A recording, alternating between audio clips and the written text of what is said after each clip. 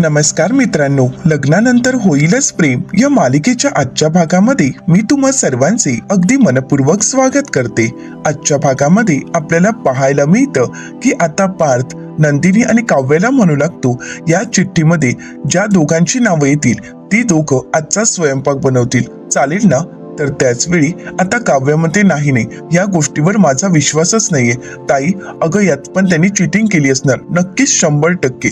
मला सांग, आता सुद्धा आपल्या दोघांचीच नावं आली तर आपल्याला स्वयंपाक करावा लागणार, मग काय उपयोग आहे? तर आता त्याच वेळी नंदिनी म्हणू लागते, काळजी करू नकोस, तसं जर झालं तर आपण पुन्हा चिठ्ठ्या टाकूयात, तू कशाला काळजी करतेस? तर त्याच वेळी जीवा म्हणू लागतो, अहोय चकाचक बाई, किती बोलणार आहात, चिठ्ठी उचलताय ना? नंदिनी म्हणते, हो उचलते। आता नंदिनी एक चिठ्ठी उचलते तर त्याच वेळी जीवा म्हणतो हिचंच नाव असणार, परंतु आता नंदिनी सर्वांना नाव दाखवते तर त्यावर जीवाचं नाव असतं। आता मात्र जीवा शांतच होतो। तर त्यानंतर आता पार्थ म्हणू लागतो, या पुढची चिठ्ठी मी उचलणार। काव्य म्हणते, अजिबात नाही, माझा तुमच्यावर अजिबातच विश्वास नाहीये, तुम्ही माझ्या नावाची किंवा ताईच्या नावाची चिठ्ठी उचलली तर, आणि मग आम्हाला जेवण करावं लागेल, त्यापेक्षा नकोच, मी चिठ्ठी उचलते। आता बघ ताई, मी काय कमाल करते, असं म्हणत आता काव्य एक चिठ्ठी उचलते। पार्थ विचारतो, कोणाचं नाव आहे? आता मात्र काव्य शांतच होते, कारण त्या चिठ्ठीवर तिचं स्वतःच नाव असतं। आता स्वयंपाक करायची वेळ काव्यावरच येणार, यामुळे काव्य काही बोलतच नाही, आणि ते सुद्धा जीवासोबत तिला जेवण करावं लागणार होतं। तर आता पार्थ म्हणू लागतो, देव आहे तर, मागच्या वेळी मी आणि नंदिनीने जेवण बनवलं होतं, परंतु यावेळी जीवा, तू आणि काव्य, तुम्ही दोघांनी जेवण बनवायचं आहे, आता हेच फायनल। आता मात्र जीवा आणि काव्या एकमेकांकडे पाहू लागतात। तर दुसरीकडे पाहायला मिळतं, इथे आता रम्या सर्व पुरावे घेऊन खुश होते आणि म्हणू लागते, माझा तर विश्वासच बसत नाहीये की एवढे सारे पुरावे आपल्याला मिळाले आहेत। आई, आपण एक काम करूयात का? आता घरी कोणीच नाहीये, मामी एकटीच घरी आहे, मग आपण हे सर्व पुरावे मामीलाच दाखवूयात का? म्हणजे मामीला हे पुरावे दाखवल्यानंतर तिला जो धक्का बसेल ना, तो पाहण्यात खूपच मजा येईल। तर वसुआत्या म्हणतात, नाही रम्या, असं काहीही करायचं नाही। रम्या, एक गोष्ट कायम लक्षात ठेव, तमाशा हा गर्दीत करायचा असतो, एकट्या दुकट्या माणसात नाही।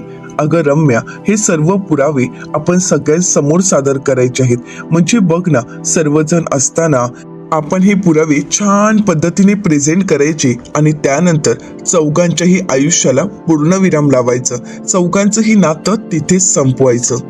परंतु रम्याला काही धीर धरवत नसतो। रम्या म्हणते, आई अगं मग चल ना, हे सगळे पुरावे आपण मामीला दाखवूयात, आणि मामीला यांच्या नात्याबद्दल कळालं ना की मग पार्थ माझा होणार आहे। अगं पार्थ माझा होण्यासाठी एवढे पुरावे पुरेसे आहेत। वसुआत्या म्हणतात, नाही रम्या, अगं हे पुरावे मानिनीला दाखवून काहीच उपयोग नाहीये, कारण मानिनी हलेल परंतु ती स्वतःला सावरेल, आणि सगळ्यात महत्वाचं म्हणजे ती मुलांचे संसार सावरण्याचा प्रयत्न करेल, ती मुलांचे संसार तुटू देणार नाही, आणि त्यासाठीच मानिनी प्रयत्न करेल। आपल्याला जर पार्थ, काव्या, जीवा आणि नंदिनी या सगळ्यांना तोडायचं असेल तर मला तरी असं वाटतं की आपल्या हाती अजून भक्कम पुरावा लागणं गरजेचं आहे। मला असं राहून राहून का वाटतंय की आपल्याला यापेक्षा सुद्धा भक्कम पुराव्याची गरज आहे। तर आता रम्या म्हणू लागते, आई अगं एवढे पुरावे बस आहेत, असं म्हणत रम्या सर्व पुरावे उचलते आणि म्हणू लागते, आई चल, आपण हे सर्व पुरावे मामीला दाखवूयात। अगं मला कधी एकदा हे सर्व पुरावे मामीला दाखवते आणि पार्थ माझा होतो असं झालंय। वसुआत्या म्हणतात, रम्या धीर धर, अगं तुझं काय चाललंय? मला वाटतंय ना की आपल्याला भक्कम पुरावा हवाय, मग तो भक्कम पुरावा आपल्याला शोधावाच लागेल। आणि त्याच वेळी वसुआत्यांचं लक्ष तिथे असणाऱ्या टॅटू पॅम्पलेटकडे जातो। आता वसुआत्या टॅटू पॅम्पलेट असं म्हणत ते हातात घेतात आणि पाहतच रम्याला म्हणतात, रम्या इथे टॅटू पॅम्पलेट काय करत आहे ग? रम्या म्हणते, म्हणजे? तर वसुआत्या म्हणतात, अगं कदाचित त्या दोघांनी आपली नावं एकमेकांच्या हातावर वगैरे कोरून तर घेतली नसेल ना? तर आता रम्या म्हणू लागते, नाही ग, त्यांच्या हातावर किंवा बॉडीवर मी नावं तशी कधी पाहिलीच नाहीयेत। तर वसुआत्या म्हणतात, ज्या अर्थी या सगळ्या वस्तूंमध्ये हे पॅम्पलेट आहे त्या अर्थी नक्कीच काहीतरी गडबड आहे। वसू आत्या रम्याला म्हणतात, माझी खात्री आहे की यामागे नक्कीच काहीतरी स्टोरी असावी. तर आता रम्या ते पॅम्पलेट हातात घेते आणि म्हणू लागते, अगं असं जर असेल तर ते मग आपण शोधून काढूयात ना. असं म्हणत रम्या आणि वसू आत्या आता त्या टॅटू पार्लर मध्ये जायचं ठरवतात. तर दुसरीकडे पाहायला मिळतं, काव्या आणि जीवा या दोघांवर आता जेवण बनवण्याची जबाबदारी असल्यामुळे दोघही कामाला लागलेले असतात. आता जीवा मिक्सर लावतो आणि त्यानंतर ती चटणी टेस्ट करून पाहतो, पण त्याच्या लक्षात येतं की त्यामध्ये मीठच नाहीये. जीवा आता काव्याला आवाज देत म्हणतो, जरा मीठ देतेस का, मी यात मीठ घालायलाच विसरलो आहे. आता काव्या जीवाजवळ मीठ आणून देते आणि त्याचवेळी नकळतच ती जीवाला म्हणते, अरे. तर जीवा म्हणतो, काय झालं, काही बोलायचं आहे का. तर आता काव्या म्हणते, नाही काही नाही. जीवा म्हणतो, अगं सांग ना काय झालंय. तर आता काव्या जीवाला म्हणते, जीवा गेल्या वेळी आपण इथे आलो होतो त्यावेळी तुला इथे छातीजवळ भाजलं होतं ना, आता दुखतं का रे ते. तर जीवा म्हणतो, नाही नाही आता त्याचा त्रास वगैरे काहीच होत नाही. तर काव्या म्हणू लागते, जेव्हापासून आपण इथे आलोय तेव्हापासून सतत माझ्या डोळ्यासमोर तेच दृश्य आहे, सतत मला तेच आठवतंय. तर आता जीवा म्हणू लागतो की हो, मलाही त्याच गोष्टी आठवत आहेत आणि म्हणूनच मी आल्या आल्यावरती काही पुरावा मागे तर राहिला नाहीये ना, ते चेक करण्यासाठी गेलो होतो. परंतु मिथुन काकांनी सर्वच पुरावे नष्ट केले आहेत. काव्य म्हणते, ते एक बरं झालं. परंतु जीवा, कागदोपत्री सर्व पुरावे नष्ट झाले आहेत, पण मनातील पुराव्यांची राख कधी होणार आहे सांग ना. या सगळ्या गोष्टीचा त्रास होतोय. आता हे सगळं काही खरंच खूप कठीण होत जातंय. तर आता जीवा म्हणू लागतो, परंतु काव्य आपल्याजवळ दुसरा कुठला पर्यायच नाहीये. आपण हे सगळं काही नात्यांसाठीच करतोय ना, आणि तसंही आपण नंदिनी किंवा पार्थदादा यांना तर दुखवत नाही आहोत ना, किंवा त्यांना कुठल्याही प्रकारची आपण त्यांची फसवणूक करत नाही आहोत. परंतु हे सगळं काही काव्याला पटत नसतं. काव्याला या सगळ्यामुळे खूप त्रास होत असतो. तर जीवा आता काव्याला समजावत म्हणतो, काव्य तू स्वतःला त्रास करून घेऊ नकोस. अगं बघ ना, समजा आपण वेगवेगळ्या घरात राहिलो असतो, म्हणजे पार्थदत्ता आणि तू वेगळ्या ठिकाणी, मी आणि नंदिनी वेगळ्या ठिकाणी, तर एका पॉइंटला आपण हे सत्य त्यांना सांगू शकलो असतो, त्यांना समजावलं असतं. परंतु आता परिस्थिती तशी नाहीये. आपण सर्वच जण एकत्र राहतो आणि अशा परिस्थितीमध्ये आपण आपलं सत्य नाही सांगू शकत, कारण हे सत्य मी नंदिनीला तरी नाही सांगू शकत आणि मी नंदिनीला कधीच दुखावू शकत नाही, कारण मी नंदिनीवर प्रेम करतोय. आता हे ऐकल्यानंतर काव्याला थोडा धक्काच बसतो. काव्या जीवाकडे पाहू लागते. तर दुसरीकडे पाहायला मिळतं, आता नंदिनी जीवावर प्रेम करते हे तिने आता पार्थला सांगितलेलं असतं. तर पार्थ म्हणतो, काय म्हणजे तुम्ही जीवावर प्रेम करताय. अहो म्हणजे लग्नानंतर होईलच प्रेम, आई बोलते ते अगदी खरं ठरलं. तर नंदिनी म्हणते, अहो तुम्ही गप्प बसा, हळू बोला, केवढ्या मोठ्याने बोलताय तुम्ही, आपलं बोलणं कोणीतरी ऐकेल. तर पार्थ म्हणतो, अहो या फार्म हाऊसवर आपल्या चौघांव्यतिरिक्त कोणीच नाहीये, त्यामुळे कोणीही ऐकणार नाही, तुम्ही बसा बरं. असं म्हणत आता पार्थ आणि नंदिनी गप्पा मारण्यासाठी बसतात. तर पार्थ नंदिनीला म्हणतो, मी काय म्हणतो, मी आणि काव्य कुठेतरी बाहेर दूर निघून जातो, म्हणजे तुम्हाला त्याला जसं प्रपोज करायचंय तसं करा. नाही नाही, मी काय म्हणतो, मी आणि काव्य तुमच्यासाठी छान असं छोटंसं डेकोरेशन करतो आणि मग तुम्ही जीवाला प्रपोज करा. कसं करा माहितीये, गुडघ्यावर बसा, गुलाबाचं फूल द्या आणि छान असं काहीतरी म्हणत त्याला प्रपोज करा. आता एवढा पार्थ उतावळा झालेला असतो. नंदिनी म्हणते, हो हो सगळं काही होईल, परंतु तुम्ही अगोदर चहा प्या बरं, आणि माझ्यापेक्षा जास्त आनंद तुम्हालाच झालाय, तुम्हाला सगळ्याची घाई झाली आहे. तर पार्थ म्हणतो की हो, कारण मला माझ्या भावाला सुखात पाहायचं आहे. तर नंदिनी पुढे म्हणते, हो मला सुद्धा माझ्या बहिणीला आनंदात बघायचं आहे, तेही तुमच्या सोबतच. तर पार्थ नंदिनीला म्हणतो, तुम्ही तुमच्या बहिणीच्या आनंदाची काळजीच करू नका, कारण मी तिच्या सुखाचा नेहमीच आणि आनंदाचाही विचार करतो. ज्या दिवशी आमची लग्नगाठ बांधली गेली आहे ना, तेव्हापासून मी फक्त तिच्या आनंदासाठीच झटतोय. तर हे ऐकल्यानंतर नंदिनी म्हणते की हो, हे मात्र तुम्ही खरं बोलताय, कारण मी स्वतः पाहिलं आहे. काव्य तुमच्याशी कितीही तुटक वागली, कितीही तिने तुमचा रागराग केला, तरी सुद्धा तुम्ही मात्र कधीही तुमचा तोल चावू दिला नाही, किंवा कधीही तुम्ही तिच्यावर चिडला नाहीत, तिच्यावर रागवला नाहीत. नेहमीच तिला समजून घेतलं, तिच्या आनंदाचा विचार केलात, तिच्या चेहऱ्यावरचं हसू कधीच घालवू दिलं नाही, तिचं मन कायम तुम्ही जपलात. खरंच खूप केलंय तुम्ही माझ्या बहिणीसाठी. तर पार्थ नंदिनीला म्हणतो, तुम्ही सुद्धा माझ्या भावासाठी खूप काही केलं आहे. त्याच्यासाठी वेडे वाकडे शब्दही तुम्ही झेललात आणि नेहमीच त्याच्या सुखाचा विचार केलात. मनातल्या गोष्टी नेहमी मनातच ठेवलात, परंतु शेवटी त्या ओटावर आल्यात आणि मला कळल्यात. आता नंदिनी लाजू लागते. पण नंदिनी, आपण चौघही एकमेकांचे फ्रेंड झालोत आणि म्हणूनच हे नातं स्वीकारायला आपल्याला एक ऊर्जा मिळाली, बरोबर ना?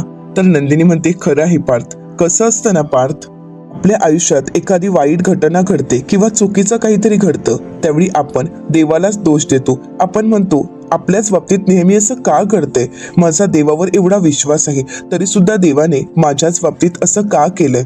पण पार्थ, काही कालावधीनंतर कळतं की देवाचा प्लॅन किती ग्रेट होता.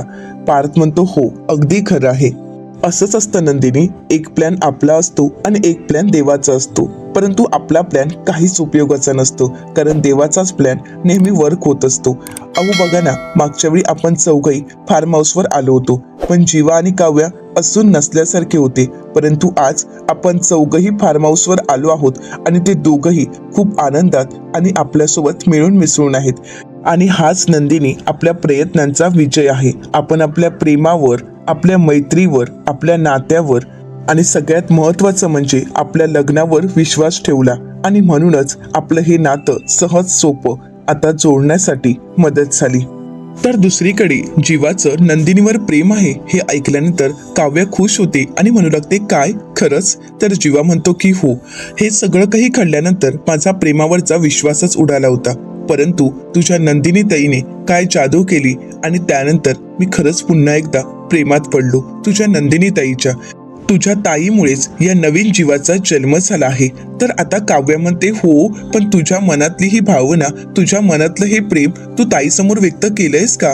जीवा म्हणतो, नाही ना, मला भीती वाटते.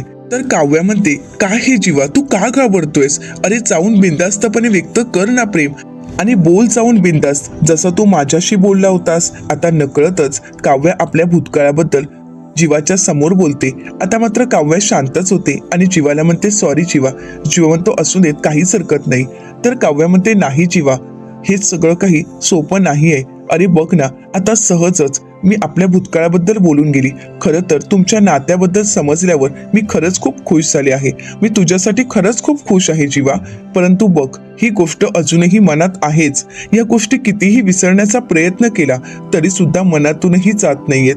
आणि त्याचं कारण खूप सिंपल आहे जीवा. जोपर्यंत मी बोलून मोकळी होत नाही ना, तोपर्यंत या सगळ्या गोष्टी माझ्या मनातून जाणारही नाहीत. आणि म्हणूनच मला आता या सगळ्या गोष्टीतून मोकळं व्हायचं आहे.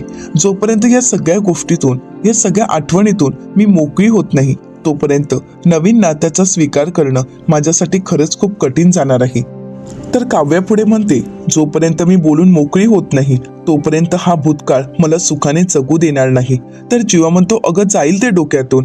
तर आता नकळतच काव्या जीवाला प्रश्न करत म्हणते, तुझ्या डोक्यातून हे गेलंय का सगळं? तर काव्याच्या प्रश्नाचं उत्तर देत जीवा म्हणतो, हो म्हणजे काय, मी सगळं काही विसरून गेलो आहे. तर काव्या म्हणते, हो का जीवा?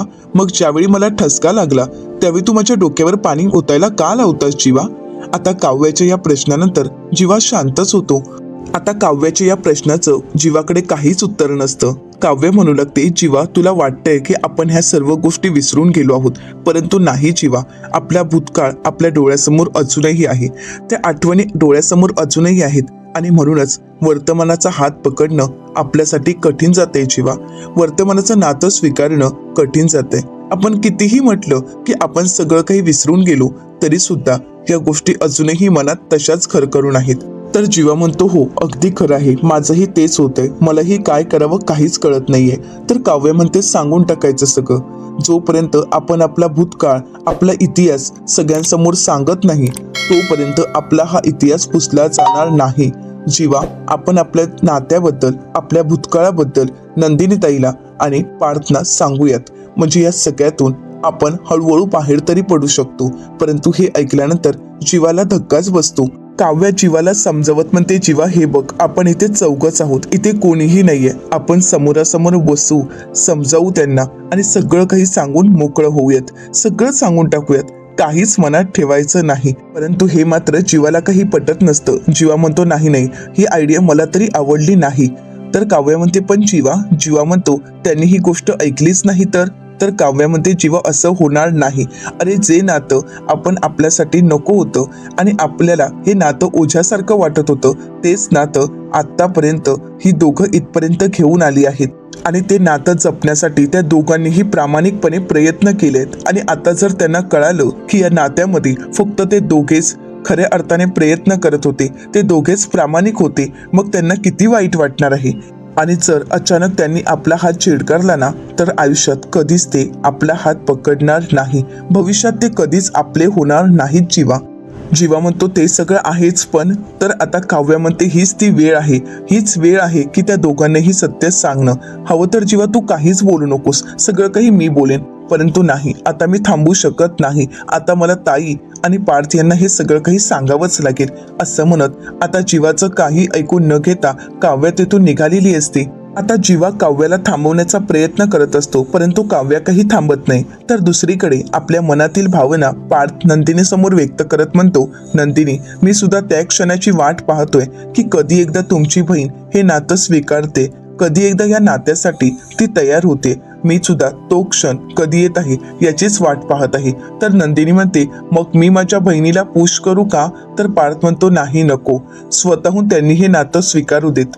तर नंदिनी म्हणते, पण का असं? मी तिला सांगते ना. पार्थ म्हणतो, नाही नंदिनी, मला असं वाटतंय की काव्याने जे काही करावं ते अगदी मनापासून करावं. आणि मला खात्री आहे काव्या त्यांचं असणारं प्रेमही व्यक्त करतील, हे नातंही स्वीकारतील आणि हे लग्नही मान्य करतील. आणि या सगळ्याच्या त्या शेवटच्या टप्प्यात आहेत आणि मला त्याचाच आनंद आहे. आता हे सगळं काही काव्या आणि जीवाने ऐकलेलं असतं. आता काव्या जीवाकडे पाहू लागते. इकडे नंदिनी खूप खुश असते. तर नंदिनी पार्थला म्हणते, मलाही जीवांच्या बाबतीत असंच वाटतं. जीवांनीही प्रेम स्वतःहून व्यक्त करावं असंच मला वाटतं. खरं तर या अगोदर जीवांचं एका मुलीवर प्रेम होतं, मी तिला मिस के म्हणायची.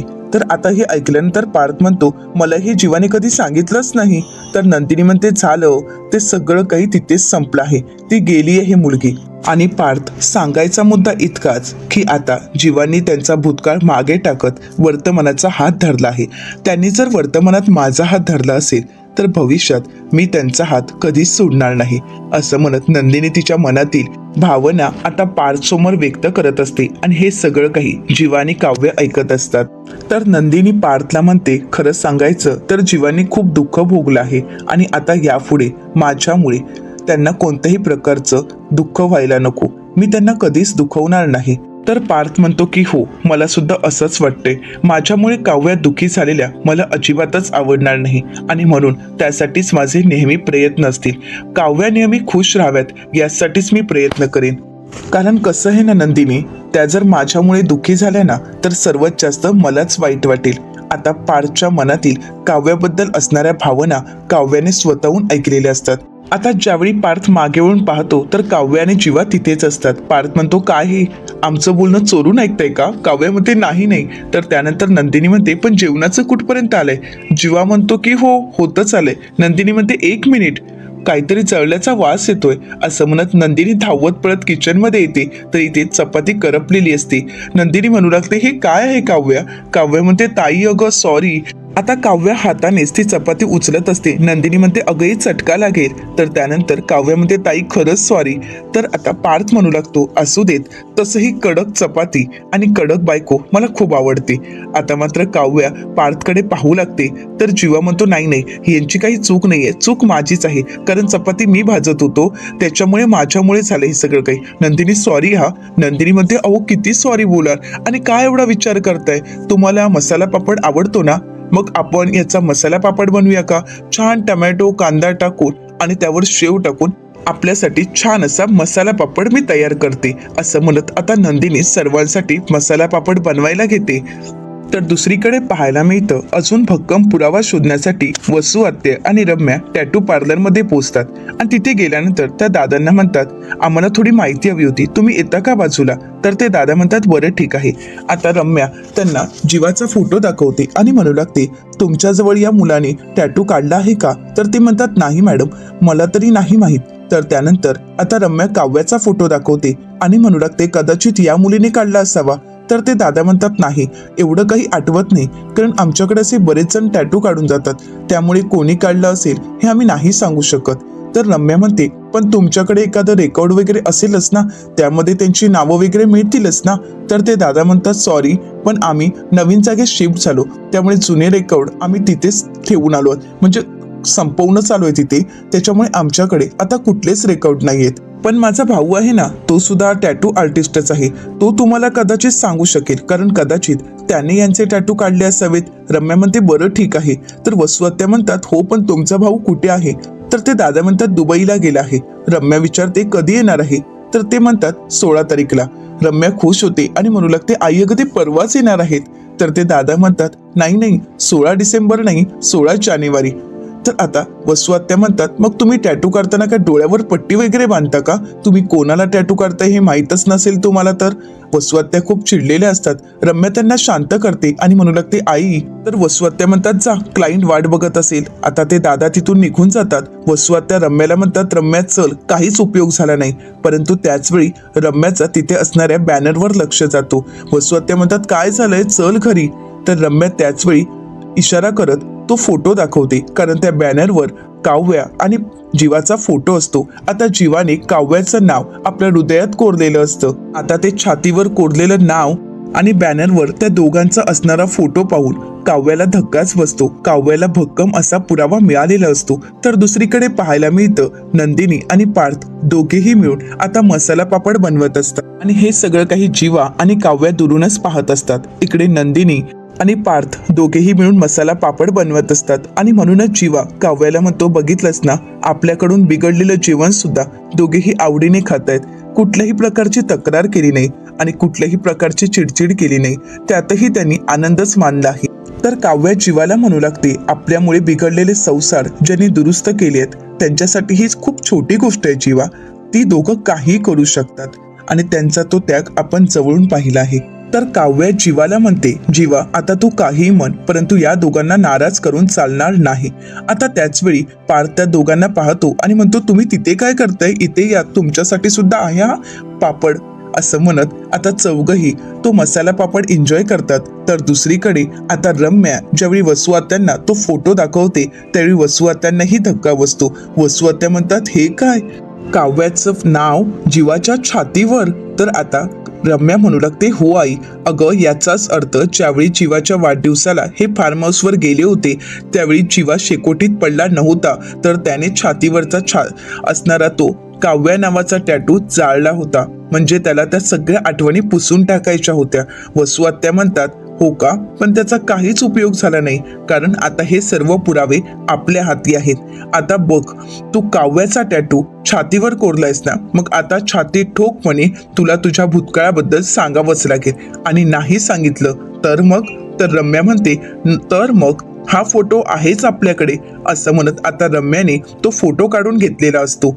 तर येणाऱ्या पुढील भागामध्ये आपल्याला पाहायला मिळतं, चौघही फार्म हाऊसवर गेम खेळत असतात आणि त्याचवेळी जीवा पार्थला म्हणतो, तू एक काम कर, काव्यासोबत पंचा लढव. आणि आता दोघेही एकमेकांसोबत लढणार, परंतु त्याचवेळी दोघंही एकमेकांमध्ये हरवून गेलेले असतात. आता त्यांना भानावर आणण्यासाठी नंदिनी शिटी वाजवते आणि त्याचवेळी आता इकडे काव्या जिंकलेली असते. तर नंदिनी काव्याला म्हणू लागते, काव्या तू तुझ्या मनातील अशी एखादी गोष्ट सांग जी आतापर्यंत तू मला कधीच सांगितली नाहीयेस. आता मात्र काव्या जीवाकडे पाहू लागते. आता काव्या तिच्या मनातील सत्य सांगेल का, हे पाहणं अतिशय रंजक ठरणार आहे. अशाच मालिकांचे नवनवीन अपडेट पाहण्यासाठी चॅनलला नक्कीच सबस्क्राईब करा. मित्रांनो, आजचा हा भाग तुम्हाला आवडला असेल तर व्हिडिओला लाईक करायलाही विसरू नका.